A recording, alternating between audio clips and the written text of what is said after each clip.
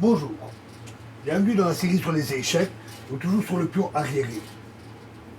Ici, une partie de Fischer contre Barzai s'est jouée à l'international de 1967. Et dans cette partie, toute la stratégie de Fischer va être axée sur la position arriérée de ce pion, C7.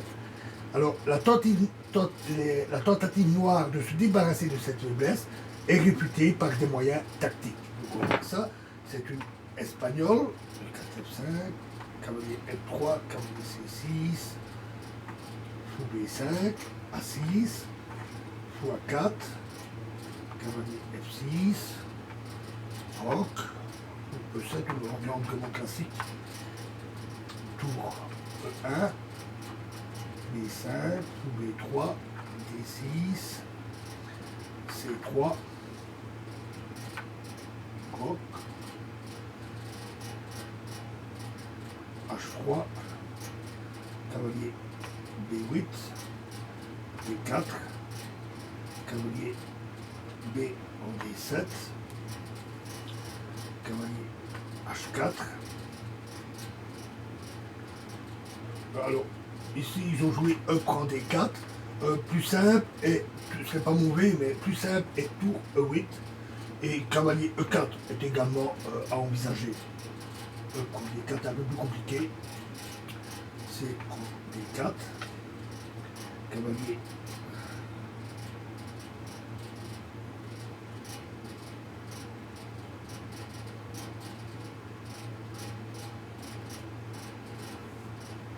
en B6, cavalier F3 et D5. Et ça, c'est une faute. Ils auraient dû jouer C5, en particulier parce que maintenant ils vont avoir un pion arriéré sur une colonne ouverte. D5, E5, cavalier E4, cavalier B en D2, cavalier prend D2. Alors, après fou B4, les noirs devraient déjà sérieusement tenir compte du sacrifice de qualité cavalier prend E4. En plus, ce coup n'est pas très indiqué du point de vue positionnel.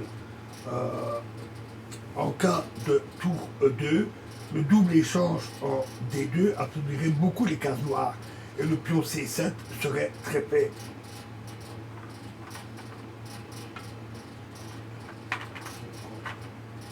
D2, fou F5, fou C2, un très bon coup, fou prend C2, dame prend C2, la pression sur la colonne commence, tour C8 et B3. Alors un joueur peu expérimenté pourrait avoir l'idée d'empêcher radicalement l'avance du pion C7 par B4. Mais ce serait une grave erreur de position. Parce qu'après cavalier C4, la faiblesse du pion C7 disparaît grâce à ce barrage de la colonne. Et les noirs seraient très bien. Tandis qu'avec B3, ce coup n'est évidemment plus possible. De même, jouer fou E3 serait inexact à cause de cavalier C4. Et les noirs parviendraient alors à jouer C5. B3. Par contre, après ce coup, C5 est défavorable pour des raisons tactiques. C'est D prend C5, fou prend C5, et dame D3 qui menace maintenant cavalier G5. Donc H6, fou A5, un très bon coup, et ce clouage tout à fait original donne nettement avantage aux blancs.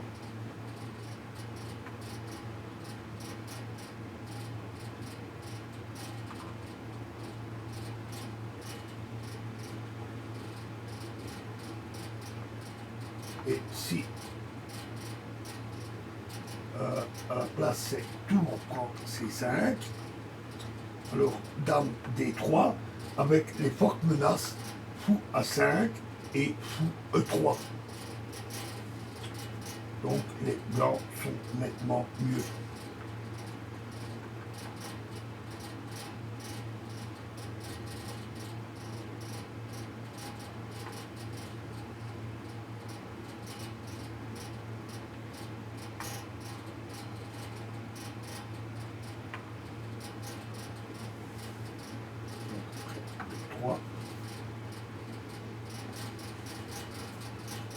Cavalier D7. E6, un très bon coup. Il n'est pas facile de voir que cette poussée n'est pas une attaque directe, contrairement à ce qu'on pourrait croire, mais uniquement une prévention de C5.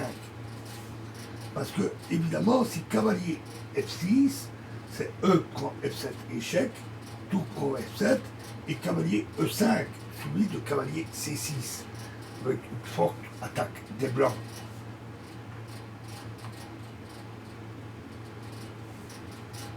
Tour prend E6. Et maintenant, fou D6 est impossible, parce qu'alors, cavalier G5, et après cavalier F6, c'est comment tour prend F6 et les blancs gagnent. La seule possibilité, c'est cavalier B6, après quoi, malgré tout, tour E1, fou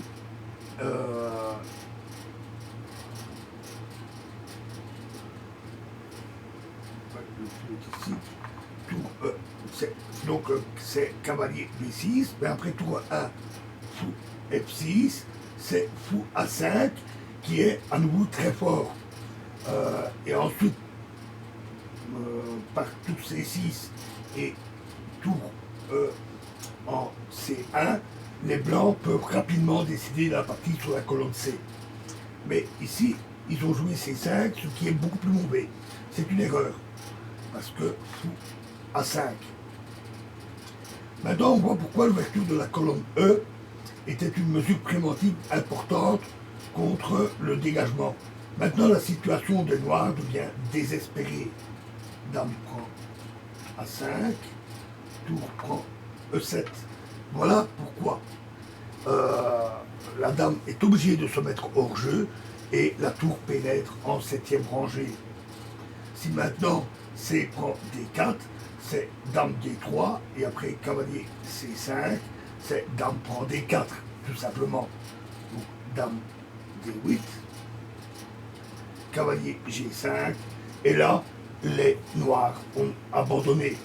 Parce que non seulement les blancs menacent dame prend H7 mat, mais aussi tout prend G7, roi prend G7 et cavalier E6 et la dame tombe. Voilà, on verra un autre exemple dans la prochaine vidéo. Je vous remercie.